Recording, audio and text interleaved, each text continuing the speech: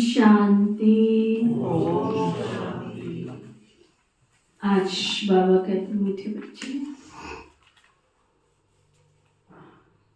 तुम्हारी अब वानप्रस्थ अवस्था है।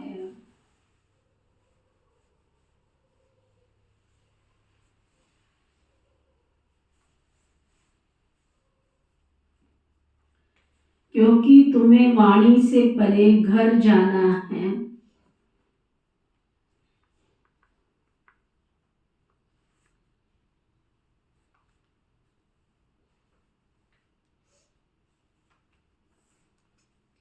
इसलिए याद में रहकर पावन बनो।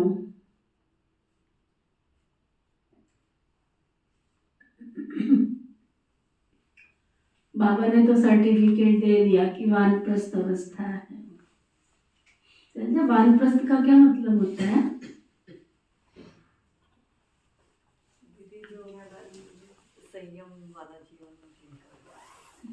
संयम वाला जीवन होता है। और सुनीता? योगी जीवन होता है। अच्छा, अपने आप हाथ उठा के बताओ, वानप्रस्थ का क्या मतलब होता है? दुनियादारी से दूर होना। और सुनील भाई, वानप्रस्थ का क्या मतलब होता है? आप वानप्रस्थी हुए हो या नहीं हुए हो? बस सभी जिम्मेवारियों से आदमी मुक्त हो जाते हैं। हो जाना चाहिए। हो जाना चाहिए। आपकी उम्र कितनी है? कितनी है? चल रही है कशम कश चल रही है। कशम कश चल रही है। उम्र कितनी है? मैं कसम कस तो पूछे ही नहीं। उम्र कितनी है? बाबा ने काफी दे दी। बाबा ने काफी दे दी। बता नहीं 65 है जी। अच्छा, तो क्रॉस तो कर लिया ना। हाँ जी, हाँ जी। वानप्रस्थी माना जो अपनी सभी जिम्मेवारियों से हल्के हो जाएं। वानप्रस्थ घर की किसी भी कार्य में कोई इंटरफेरेंस नहीं, तू क्या कर रही है, तू कहाँ जा रही है, अरे उनकी भी जिंदगी है या नहीं है? तुम्हारी उम्र थी, तुमने ऐश किया, आराम किया, सब कुछ किया, मौज किया, मस्ती किया। अब आगे जो पीढ़ी आई है उसको भी कुछ करने दो ना। जिस परिवार में जो स्वयं वानप्रस्थी हो जाते हैं, अर्थात बच्चों को जिम्मेवारी सौंप कर खुद न्यारे हो जाते हैं, उनके घर में शांति होती है, उनके घर में प्यार मोहब्बत होती है, उनके घर में जाओ तो स्वर्ग जैसा दिखाई पड़ता है, अभी भी दिखाई पड़ता है। और जो हर घड़ी 3 2 5 करते रहते हैं ना, मैं आपको एक मजे हंसी की बात सुनाती हूँ। जब हमारे लौकिक में हमारे भाई की शादी होके आई ना, तो उस जमाने में लिबर्टी की चप्पल बहुत महंगी आती थी, है ना, 1000 की। और पुराने बुजुर्गों ने 1000 रुपए तो बहुत बड़ी बात है, 50 रुपए की, 100 रुपए से ज्यादा कोई चप्पल नहीं पहनी। तो हमारी जो भाभी है ना, वो चप्पल खरीद के लाई लिबर्टी। तो माता जी ने उनको कुछ कहा तो नहीं, लेकिन मुझे कहा, कहते बहुत खर्चीली है, बहुत खर्च करती है, शैम्पू से बाल धोती है, मतलब मॉडर्न, सारी चीजें मॉडर्न थी उस समय, ये चीजें चली थी और मॉडर्न। तो मैंने कहा तुम उसको देखती तो इसको नहीं देखती? जिसने कोई ऐसा वैसा कपड़ा नहीं पहना तब तेरे को ख्याल नहीं आया ऐसा वैसा कपड़ा नहीं पहनती है ना। अब उसकी उम्र है, उसकी जिंदगी शुरुआत हुई है, उसको घूमने दो, उसको खाने दो, उसको खरीदने दो, तुम्हारे को क्या फर्क पड़ता है? मैंने उनको कहा, मैंने कहा एक बात बताओ, तुमको तो वो बचा के देने से रही, अगर वो 1000 रुपए खर्च करती है तो तुमको तो उसमें से 800 बचा के देने से रही। तो वो 1000 खर्च करती है, 2000 खर्च करती है, तुमको क्या फर्क पड़ता है? ये मेरी उस समय की सोच है, आप ये देखो। मैं कहा ऐश करो, खुश रहो और मौज में रहो।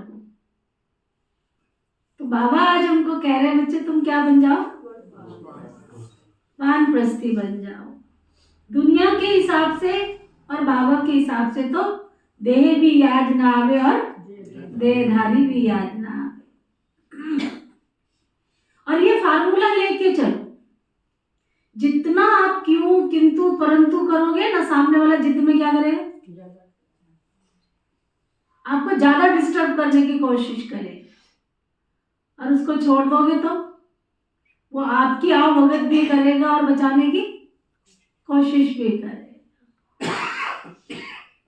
अभी भी कई घरों के समाचार आते हैं, जब तक देखो ना, हर बात में रोका टोकी नहीं करो। उनकी जिंदगी की शुरुआत हुई है, उनको हंसने दो, उनको फूल खिलने लगा है, उसकी खुशबू को महकने दो। बगिया आपकी खिलने लगी है, उसमें खुशहाली आने दो। थोड़ा सा न्यारे हो जाओ, थोड़ा प्यारे हो जाओ। बाबा जिसको कहते हैं जितने न्यारे बनोगे उतने प्यारे। अच्छा, फिर बाबा पूछ रहे हैं, ऊंची मंजिल पर पहुंचने के लिए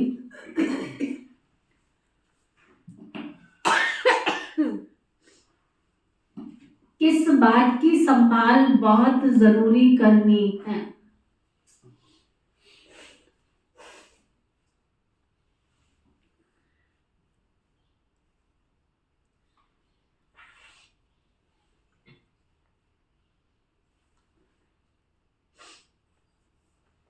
किस बात की संभाल बहुत जरूरी करनी है? तो बाबा बता रहे हैं, आंखों की संभाल करो, ये बहुत धोखेबाज है।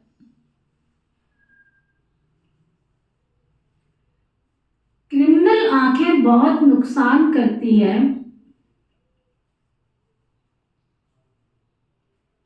इसलिए जितना हो सके अपने को आत्मा समझ बाबा को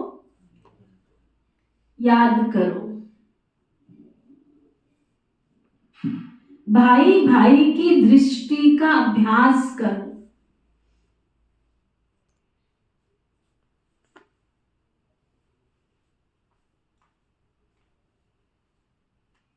सवेरे सवेरे उठ एकांत में बैठ अपने आप से बातें करो।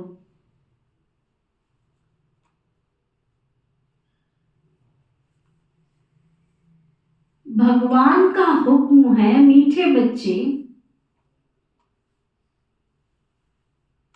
काम महा शत्रु है।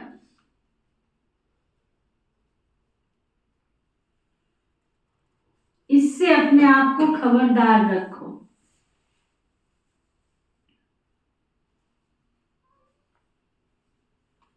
तो मैं कितनी बातें बताई बाबा ने?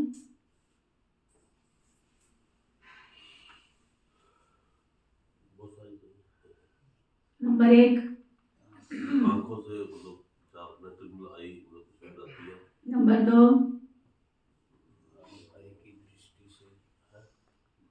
अपने आप आत्मा समझो, भाई भाई की दृष्टि से देखो, एकांत में बैठ सोचो, अपने आप विचार। सबसे बड़ी बात, सवेरे सवेरे उठ एकांत में अपने आप से बातें करो। सुबह का समय हम सोने में खो देते हैं ना, गोल्डन मॉर्निंग, सुबह सुबह सूरज से किरणें जो बरसती हैं ना, अमृत होता है, इसलिए सुबह के समय को अमृत वेला कहते हैं। सुबह का 4 बजे से 8 बजे का समय होता है ना, अमृत बरसने का समय होता है। आत्मा को और शरीर को दोनों को एनर्जी लेवल बढ़ाता है, दोनों को शक्तिवान बनाता है। इसलिए आप देखो, जो 8 बजे के बाद सो के उठते हैं ना, वो रोगी के रोगी रहते हैं। कभी भी उनकी जीवन में कभी लाइटमेंट दिखाई नहीं देगी, तरोताजगी दिखाई नहीं देगी। आत्मा भी स्वस्थ नहीं रहती उनकी, मन भी स्वस्थ नहीं रहता है। इसलिए बाबा कहते हैं सुबह सुबह उठ करके एकांत में अपने आप से बातें करो, बाबा से बातें करो। ओम शांति।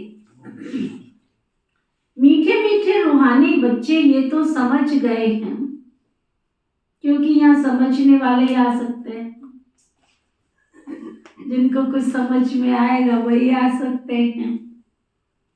यहाँ कोई मनुष्य नहीं पढ़ाते हैं, यह तो भगवान पढ़ाते हैं। भगवान की भी पहचान चाहिए ना, नाम कितना बड़ा है भगवान, और फिर कहते हैं कि वो नाम रूप से न्यारा है।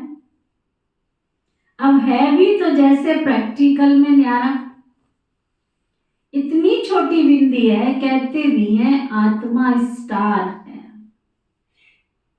जैसे वो सितारे छोटे तो नहीं है ना, ये आत्मा स्टार तो सच सच छोटी। बाप भी बिंदी है, बाप तो सदा पवित्र है, उनकी महिमा भी है ज्ञान का सागर, शांति का सागर। इसमें मूझने की कोई बात नहीं। मुख्य बात है पावन बनने की। विकार पर ही कितना झगड़ा होता है, पावन बनने के लिए पतित पावन को बुलाते,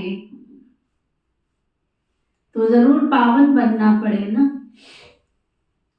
इसमें मूझना नहीं है। बाबा कहते हैं जो कुछ पास्ट हुआ विघ्न आदि पड़े, नई बात नहीं है। अबलाओं पर अत्याचार होते हैं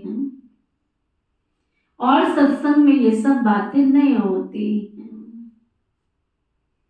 कहाँ भी हंगामा नहीं होता, यहाँ हंगामा खास विकारों पर होता है। बाप पावन बनाने आते हैं तो कितना हंगामा होता है। बाप बैठ पढ़ाते हैं, बाबा कहते मैं आता भी वानप्रस्थ अवस्था में हूँ। वानप्रस्थ अवस्था का कायदा यहाँ से ही शुरू होता है। तो वानप्रस्थ अवस्था वाले जरूर वानप्रस्थ अवस्था में ही रहेंगे ना। वाणी से परे जाने के लिए बाबा को पूरा पूरा याद कर पवित्र बनना है। पवित्र बनने का तरीका तो एक ही है, वापस घर जाना है। पवित्र बनना तो जरूर है और जाना तो सबको है, क्योंकि भगवान के पास सृष्टि कोई 10-12 नहीं है। भगवान के पास सृष्टि एक ही है, अनादि अविनाशी। ना 3 चीजें अनादि अनादि आदि अनादि अविनाशी हैं। एक सृष्टि, एक आत्मा और दूसरा परमात्मा। इनके लिए कोई नो चेंज। सृष्टि में सिर्फ परिवर्तन होता है, पर सृष्टि तो वही है ना। तो इसको पवित्र बनाना, इसको सुंदर बनाना, इसको स्वर्ग बनाना है, तो फिर पुराने मनुष्यों को यहाँ रख के भगवान क्या करेगा?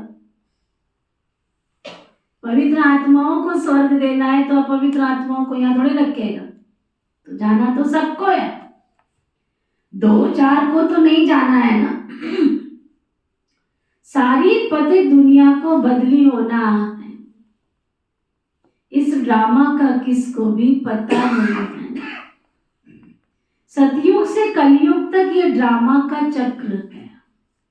बाप कहते हैं अपने को आत्मा समझ बाबा को याद करना है और पावन भी जरूर बनना है, तभी तुम शांति धाम और सुख धाम में जा सकेंगे। गायन भी है ना, गति सदगति दाता तो एक बेहद का बाप ही है।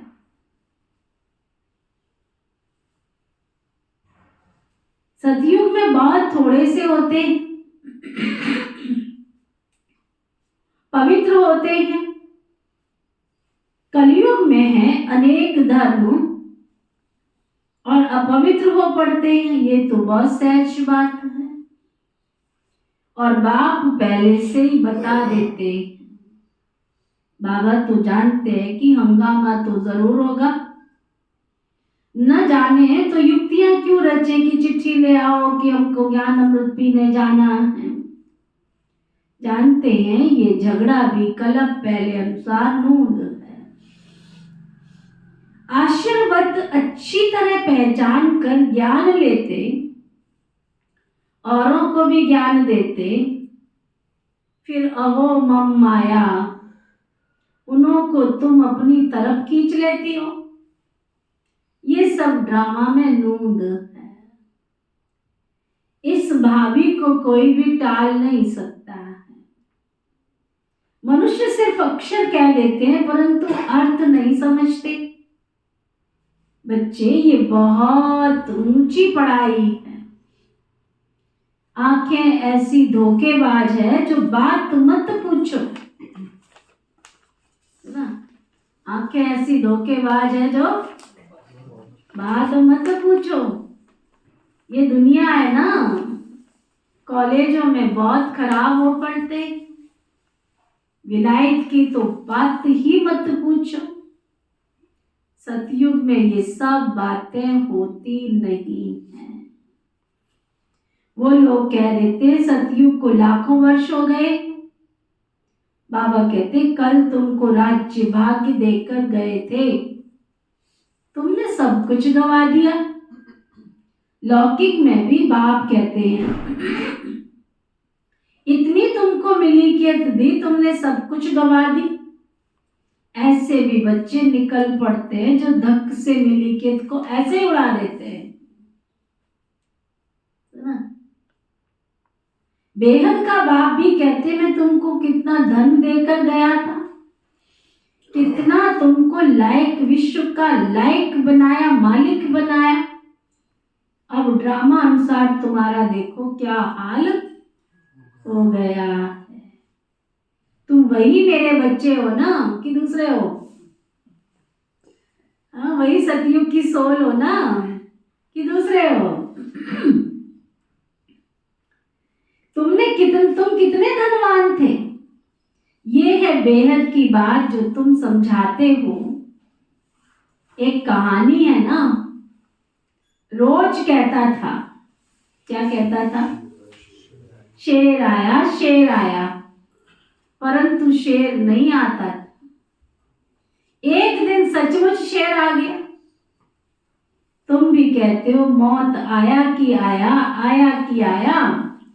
तो कहते ये तो रोज विनाश विनाश विनाश कहती रहती है। अब विनाश तो होता नहीं।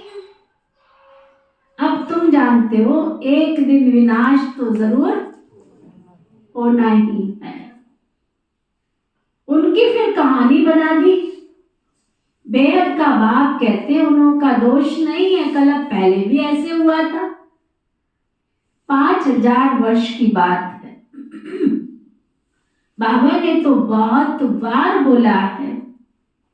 यह भी तुम लिखते हो कि 5000 वर्ष पहले भी हूबहू ऐसा म्यूजियम खोला था भारत में देवी देवता धर्म की स्थापना करने। एकदम क्लियर लिखो तो आकर समझे। बाबा आया हुआ है। बाबा का वर्षा है स्वर्ग की बादशाही। भारत स्वर्ग था पहले नई दुनिया में नया भारत स्वर्ग था।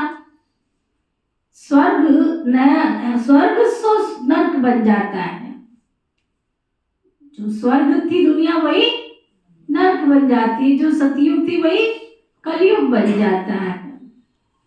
ये भी बहुत बड़ा बेहद का ड्रामा है और इसमें हम सब पार्टधारी हैं। 84 जन्मों का पाठ बजाए अब फिर हम वापस जाते हैं। पहले हम मालिक थे, फिर कंगाल बने, अब फिर बाबा की मत पर चलकर हम मालिक बनते हैं। तुम जानते हो हम श्रीमत पर कल्प कल्प भारत को स्वर्ग बनाते हैं। पावन भी जरूर बनना है। पावन बनने के कारण कितने अत्याचार होते हैं। बाबा बच्चों को समझाते तो बहुत है, फिर भी बाहर जाने से बेसमझ बन पड़ते। आश्चर्यवत सुनंती कथनती, फिर दूसरों को ज्ञान देवंती, फिर अहो मम माया भागंती। वैसे के वैसे ही बन जाते हैं। वैसे तो वैसे क्या, उससे भी बदतर बन जाते हैं। काम विकार में फंसे तो ये गिरे। शिव बाबा इस भारत को शिवालय बनाते हैं। तो बच्चों को भी बहुत बहुत बहुत पुरुषार्थ करना चाहिए। ये बेहद का बाबा बहुत मीठा बाबा है। अगर ये बेहद का बाबा बहुत मीठा बाबा है, मीठा है, कितना मीठा, हाँ कभी चख के देखा है, स्वाद लिया? किस किस को स्वाद पता है बाबा के मीठेपन का? हाँ? कितना मीठा, कितना प्यारा। शुरू शुरू में गीत क्या होते थे? कितना मीठा, कितना प्यारा शिव भोला भगवान, शिव भोला भगवान। सुना? कितना मीठा, कितना प्यारा। अरे अगर सबको मालूम पड़ जाए तो यहाँ ढेर की ढेर भीड़ लग जाए, फिर पढ़ाई तो चल नहीं सके। भीड़ में पढ़ाई होती है, भीड़ में पढ़ाई होती है। इसलिए ये क्या है, बाहर क्या लिखा है? सत्संग भवन लिखा है। क्या लिखा है? पूरा नाम क्या लिखा है पवन भाई? प्रजापिता ब्रह्मा कुमारी ईश्वरीय विश्वविद्यालय। विद्यालय में क्या होता है? पढ़ाई में अगर स्कूल में स्टूडेंट्स ज्यादा हो जाते तो उनकी क्या करते हैं? सेक्शन अलग कर देते हैं, है ना? ABC जितने भी ज्यादा होंगे तो ABC कर देते हैं। तो पढ़ाई तो थोड़े लोगों के बीच में चलती है ना। तो बाबा कहते हैं अगर सबको पता लग जाए तो यहाँ भीड़ हो जाएगी, और भीड़ हो जाएगी तो पढ़ाई नहीं हो सकेगी। पढ़ाई में तो एकांत चाहिए ना। सुबह को कितनी शांति रहती है, हम अपने को आत्मा समझ बाबा को याद करते हैं। याद के सिवाय विकर्म विनाश कैसे होंगे, ये फुरना लगा हुआ होना चाहिए। अब हम पतित कंगाल बन पड़े हैं, फिर पावन सिरताज बनेंगे। बाबा तो बिल्कुल सहज कर बताते हैं। बाबा कहते हंगामा तो होगा, डरने की बात नहीं है। बाबा तो बिल्कुल साधारण है ना, ड्रेस आदि सब वही है, कुछ भी फर्क नहीं। सन्यासी तो फिर भी घर बार छोड़ गेरू कफनी पहन लेते, इनकी तो वही पहरवाइश है। किसकी है ना? वो तो साधारण सा साधारण है। सिर्फ बाबा ने प्रवेश किया और कोई फर्क नहीं है। जैसे बाप बच्चों को प्यार से संभालते हैं, पालन पोषण करते हैं, वैसे ये भी करते हैं। इसमें तो अहंकार की कोई बात ही नहीं, बिल्कुल साधारण रीति चलते हैं। बाकी रहने के लिए मकान तो बनाना पड़े ना, वो भी साधारण। तुम्हें तो बेहद का बाप बैठ पढ़ाते हैं। बाबा तो बहुत चुंबक है, कम है क्या? बच्चियां पवित्र बनती हैं तो बहुत सुख मिलता है। वह कह देते हैं इनके अंदर कोई शक्ति है, परंतु शक्ति किसको कहा जाता है ये समझते नहीं। सर्वशक्तिमान बाप है, वो सबको अपने जैसा मास्टर सर्वशक्तिमान बनाते हैं, परंतु सब तो एक जैसे बन नहीं सकते। फिर तो फीचर्स भी सबके एक जैसे हो जाए। बहुत बड़ी साइकोलॉजी है इसके ऊपर। जैसे आपके गुण हैं, जैसी आपकी शक्तियां हैं, वैसे ही व्यक्ति के फीचर्स बनते हैं। चेहरे से पता चलता है ना। मनुष्य को भगवान ने चेहरा एक दर्पण दे रखा है, उनकी आंखों में झांक के देखो पता चल जाता है। आंखें सब कुछ बोल जाती है, आंखें सब कुछ कह देती हैं। ये आंखें सब बोलती है भाई, कहते हैं ना दुनिया में आंखें सब बता देती है। इसके अंदर प्यार है, इसके अंदर खुशी है, इसके अंदर धीरज है, इसके अंदर शांति है, इसके अंदर चंचल, सब कुछ पता चल जाता है। बाबा कहते फिर तो पद भी एक जैसा हो जाए।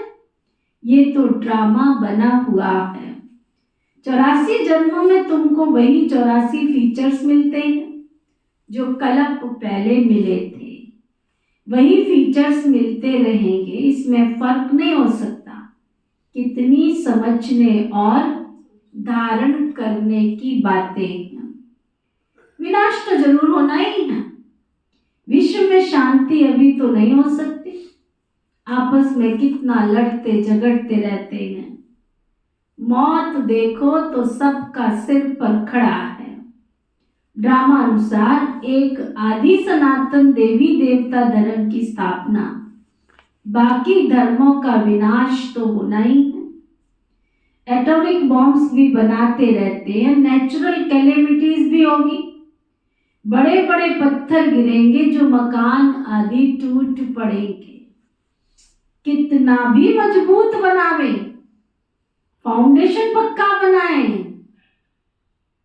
हाँ क्या कपिल भाई, 100 मंजिला बनाए, कितना भी मजबूत बनाए, कितना भी पक्का बनाए, परंतु यहाँ इस पुरानी दुनिया का कुछ भी क्या, कुछ भी रहना नहीं है। वह समझते अर्थक्वेक में भी गिर ना सके, परंतु कहते हैं कितना भी करो, 100 मंजिला बनाओ, परंतु विनाश तो होना जरूर है। ये कुछ भी रहेंगे नहीं, कुछ भी नहीं रहेंगे। देखो बाबा की तो मुरली हम सुन रहे हैं ना, नोस्ट्रोडेमस तो ब्रह्मा बाबा से पहले का आया हुआ था ना। नोस्ट्रोडेमस की सभी भविष्यवाणियों में उसने साफ बता दिया है।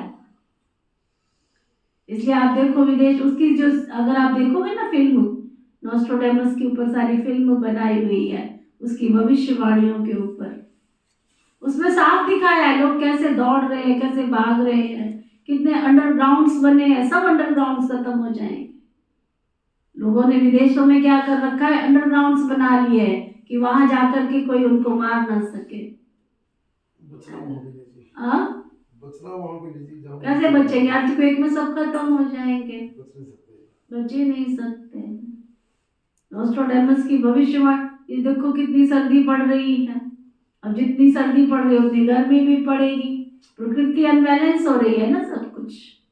तो नोस्ट्रोडेमस की भविष्यवाणी में दिखा है कि सूरज इतनी आग उगलेगा, इतनी आग उगलेगा, इतनी आग उगलेगा कि चलते चलते मनुष्य पिघल जाएगा। पिघलता हुआ दिखाया उसने, पिघल जाएगा, बिल्कुल गिर जाएगा धरती पे।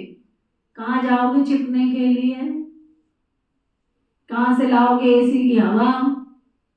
इसलिए बाबा कहते हैं करत करत अभ्यास के, इस शरीर से निकलने का अभ्यास किया होगा तो मनुष्य जब शरीर छोड़ेगा तो आत्मा उन गुण और शक्तियों के साथ जाएगी। अगर नहीं अभ्यास किया होगा तो दुखी होकर के जाएगी, अशांत होकर के जाएगी। इसलिए बाबा बार बार अभ्यास कराते हैं। बाबा कहते हैं यहाँ कुछ भी रहने वाला नहीं है। ये पुरानी दुनिया की चीज वस्तु जो तुम देख रहे हो, इसलिए यूज कर लो, सफल कर लो। आपसे दान नहीं होता मत करो, परंतु अपने लिए तो यूज कर लो ना, अपने शरीर को तो सुख दे दो ना। तो बाबा कहते तुम बच्चे यहाँ आए हो स्वर्ग का वर्षा पाने के लिए। विलायत में देखो क्या लगा पड़ा है, इसको रावण का पांप कहा जाता है। माया कहती है हम भी कोई कम नहीं है, वहां तुम्हारे हीरे जवाहरात के महल होते हैं, सोने की सारी चीजें होती हैं, वहां कोई दूसरा तीसरा मंजिल बनाने की जरूरत ही नहीं होती है। जमीन पर तुम्हारा कोई खर्चा ही नहीं लगता है, सब कुछ मौजूद रहता है। तो बच्चों को बात बात पुरुषार्थ करना चाहिए। अभी देख लो आप, कितनी जमीन है, जमीन की कोई कमी नहीं है। अब देखो एमपी में कितना अच्छा गेहूं पैदा होता है, कितना अच्छा चावल पैदा होता है, खाली पड़ी है जमीनें, वहां पर पैदावार करने वाला कोई नहीं है ना। दुनिया के लोग वहां जब पता चल गया तो लोग एमपी में भागने लग गए, जमीनें खरीदने लग गए। इसलिए जा रहे भाई कि वहां सस्ती जमीन मिलती है, ठेके पे देके आ जाते हैं, वहां के लोगों को खरीद लेते हैं और ठेके पे देके आ जाते हैं। तुम उस पे अन्न पैदा करो, फिर उन्हीं का अन्न खरीद के बाजार में सप्लाई करते हैं। तो कलयुग के अंत में इतना सब कुछ है। तो बाबा कहते हैं सतयुग में तो तुम्हें खरीदनी और बेचनी भी नहीं पड़ेगी, सब कुछ मौजूद रहता है। तो बच्चों को बहुत बहुत पुरुषार्थ करना चाहिए, सबको पैगाम देना है। अच्छे अच्छे पंडे बन बच्चे आते हैं रिफ्रेश होने के लिए। ये भी ड्रामा में नूंद है, फिर भी आएंगे।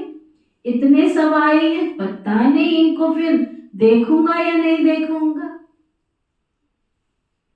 देखो ब्रह्मा भी चला गया, मातेश्वरी मम्मा भी चली गई, दीदी मनमोहिनी भी चली गई, दादी प्रकाश मणि भी चली गई, दादी चंद्रमणि भी चली गई, मनोहर दादी भी चली गई। सब तो चले गए, जो हमने देखा वो तुमने कुछ भी नहीं देखा, है ना? और जो तुम देख रहे हो आने वाले वो भी नहीं देख पाएंगे। ये सब ठहर सकेंगे या नहीं? आए तो ढेर की ढेर हैं, फिर आश्चर्यवत भागंती भी हो गए। लिखते बाबा हम गिर गए, अरे की कमाई सारी तुमने चट कर दी, फिर इतना ऊंच चढ़ नहीं सकते हैं, ये है बड़े ते बड़ी अवज्ञा। वो लोग ऑर्डिनेंस निकालते हैं, फलाने समय पर कोई भी बाहर ना निकले, नहीं तो शूट कर देंगे। बाबा कहते हैं यहाँ पर तो निकालने की जरूरत ही नहीं है, यहाँ तो विकार में जाएंगे तो आप ही शूट हो जाते हैं। भगवान का हुक्म है ना, खबरदार रहना है। आजकल गैस आदि ऐसी चीजें निकाली हैं जो मनुष्य बैठे बैठे फट से खलास हो जाए। ये सब ड्रामा में नूंद है, क्योंकि पिछाड़ी में हॉस्पिटल आदि नहीं होंगे। झट आत्मा एक शरीर छोड़ दूसरा ले लेती है, दुख कलेश आदि सब छूट जाता है। वहाँ कलेश आदि कुछ होता नहीं है, आत्मा स्वतंत्र है ना। जिस समय पर आयु पूरी होती है तो शरीर छोड़ देती है, वहाँ काल कोई होता नहीं है।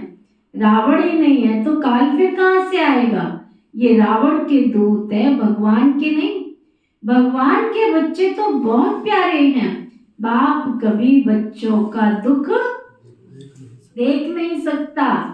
ड्रामा अनुसार कल्प का 3 हिस्सा तुम सुख पाते हो।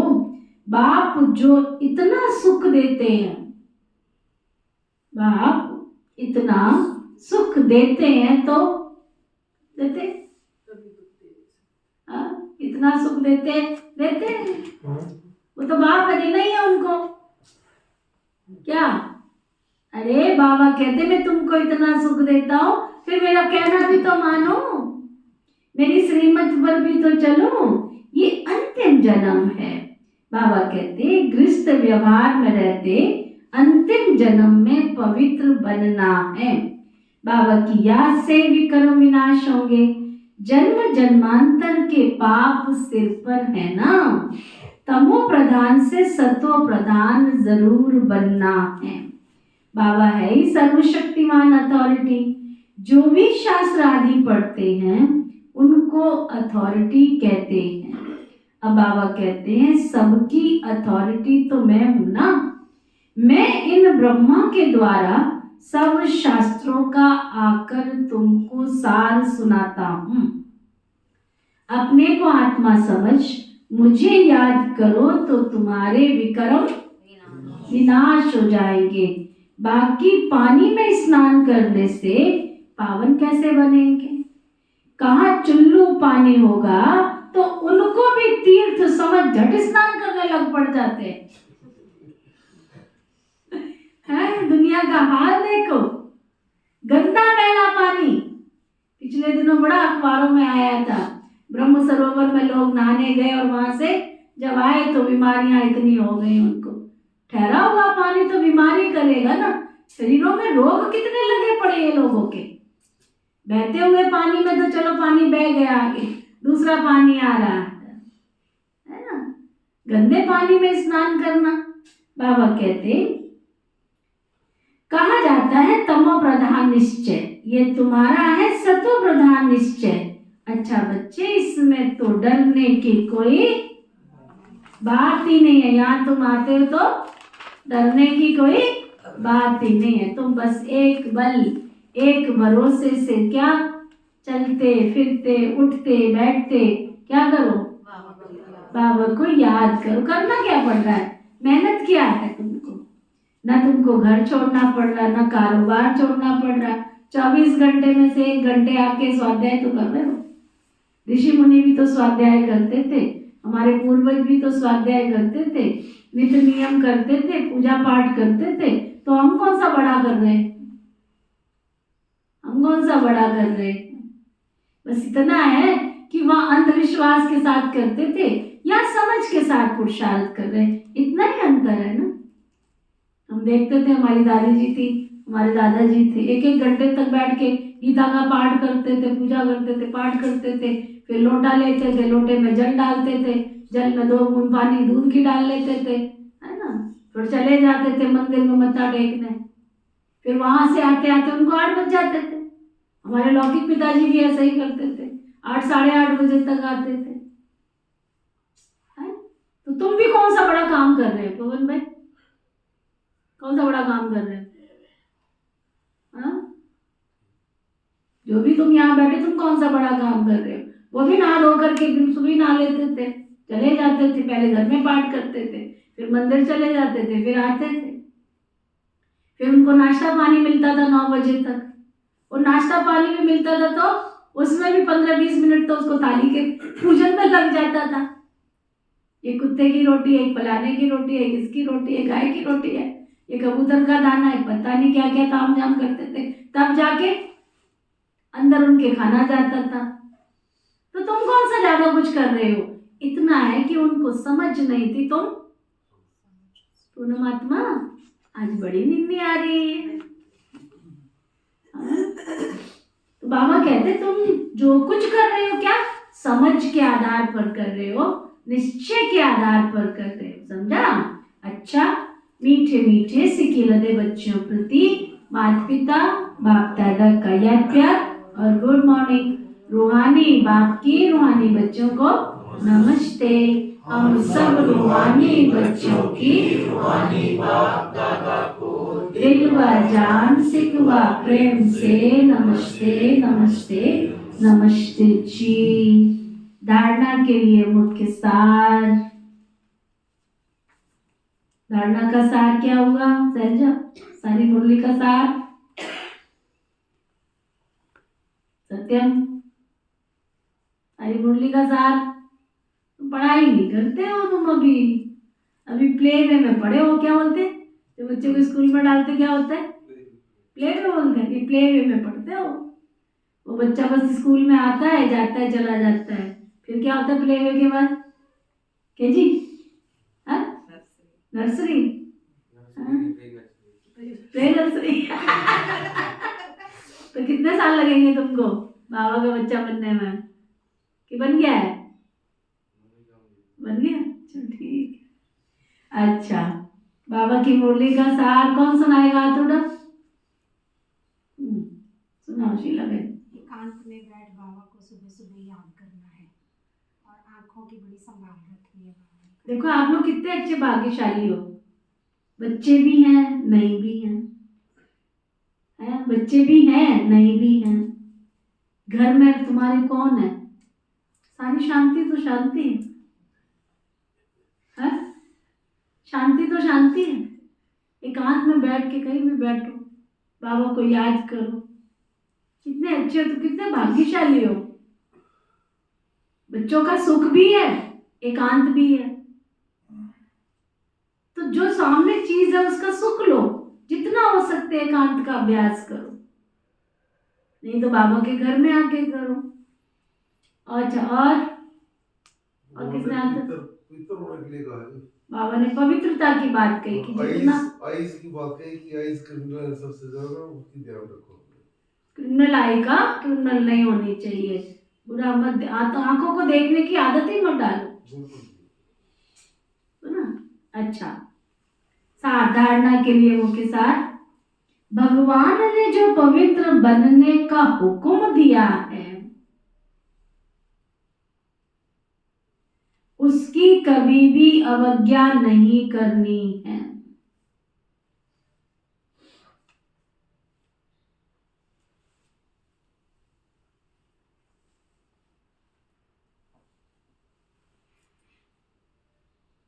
बहुत बहुत बहुत खबरदार रहना है।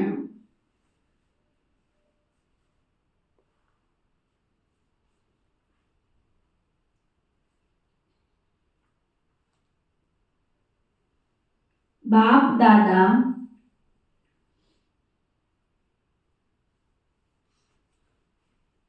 दोनों की पालना का रिटर्न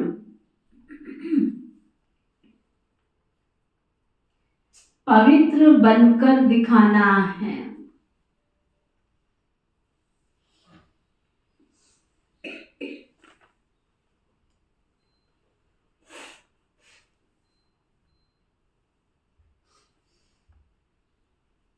ड्रामा की भाभी अटल बनी हुई है।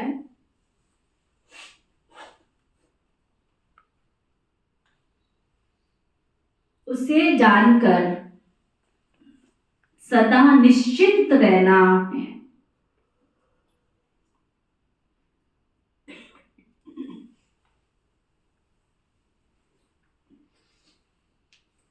विनाश के पहले सबको बाप का पैगाम पहुंचाना है।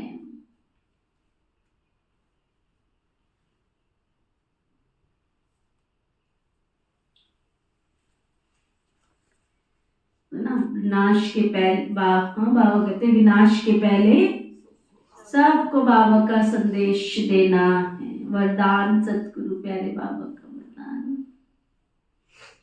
ज्ञान अमृत से प्यासी आत्माओं की प्यास बुझाकर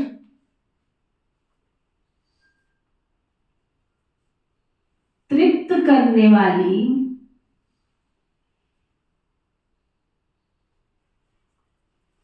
महान पुण्य आत्मा भव।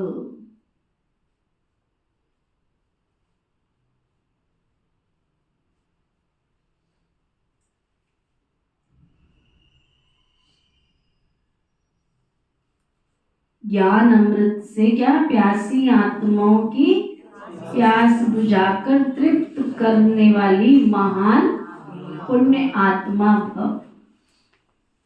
किसी प्यासे की प्यास बुझाना ये महान पुण्य है। जैसे पानी न मिलने से प्यास से तड़पते हैं, ऐसे ज्ञान अमृत न मिलने से आत्माएं दुख अशांति में तड़प रही हैं। तो उनको ज्ञान अमृत देकर प्यास बुझाने वाले बनो। जैसे भोजन खाने के लिए फुर्सत निकालते हो क्योंकि आवश्यक है ना, ऐसे ही क्या क्या कहना चाह रहा बाबा? नहीं समझ में आया? इसको समझ में आया बात उठाओ। क्या समझ आया? ऐसे बाबा को याद करना, भगवान को याद करना। अच्छा, जो आत्माएं मुंह की प्यासी हैं उनकी भी प्यास बुझानी है। अच्छा, और चल जा। बाबा का परिचय देना दूसरों को। जैसे अपने भोजन खाने का समय निकालते हो, प्यास लगती है तो पानी पीते हो, ऐसे विश्व की आत्माओं को ज्ञान की, शांति की, खुशी की प्यास है। उनकी प्यास कैसे बुझेगी? तुमको बाबा का बनने के बाद कुछ मिला है कि नहीं मिला है? किस किस को मिला है वो हाथ उठाओ। तो तुमको मिला है तो दूसरों को नहीं चाहिए? तो उनको कौन देगा? उनको कौन बांटेगा? तो बाबा कहते हैं जैसे तुम अपने लिए समय निकालते हो, खाने के लिए, पीने के लिए, सोने के लिए, रहने के लिए, ऐसे अनेक विश्व की आत्माओं को जो सुख और शांति की तलाश है, जो प्यास है, उनके लिए भी तो समय निकालो ना। बाबा कहते जैसे भोजन खाने के लिए फुर्सत निकालते हो क्योंकि आवश्यक इसलिए निकालते हो ना, अगर नहीं निकालोगे तो ऐसे ही पुण्य का कार्य करना भी आवश्यक है। किस किसने अंडरलाइन किया?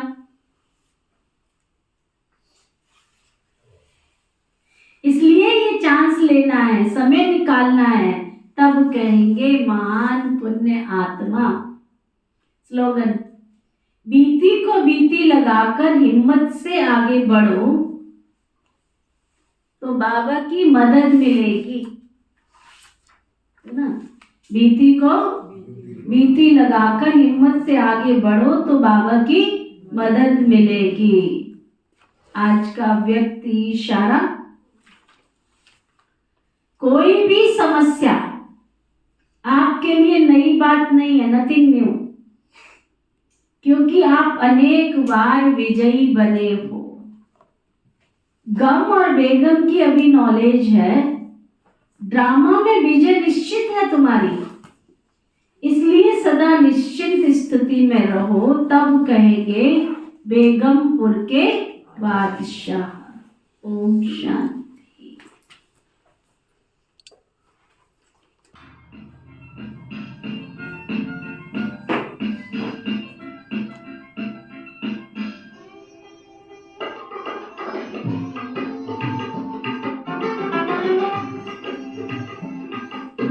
हम दुनिया नई बनाएंगे, तन मन सेवा में लगाएंगे, चलेंगे शिव बाबा की मत पर स्वर्ग धरा पर लाएंगे।